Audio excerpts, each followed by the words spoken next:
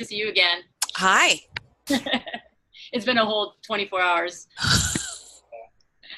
All right, so this case, this was, I believe it was a rectal cancer case, and we were just doing like a routine follow-up. She had some kind of fevers and chills, so they were worried about abscess, and you can see these are all post-surgical changes down here in the pelvis.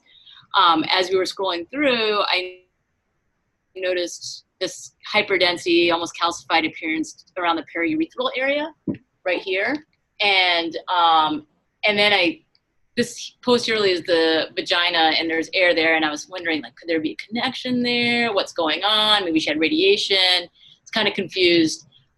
Called up the ordering doc, and he had no clue. He was like, yeah, we did a radiator, but I don't know what that could be. So then we called the patient up, and she actually had periurethral bulking agents for stress incontinence, which was kind of cool.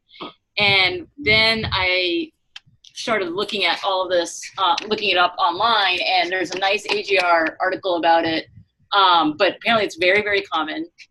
And what they do is they inject either collagen or these like graphite coated or carbon coated beads almost that stick there and basically will help with their stress incontinence. And it's important, obviously, to know what these look like, because obviously then you can make a mistake and think it's something else when it's not. So here she also had an MRI, and you can see kind of there's this little bit of dark signal on this T2 image. And there was I think there was one that was even darker, right? Or was, I don't know. This was the highest res MR T2, but there was also a post where I think it's not enhancing. So yeah, I think that the T2 signal and the CT signal can be so right here. Yeah, you can see here. You could almost be like, oh, could this be a periurethral diverticulum?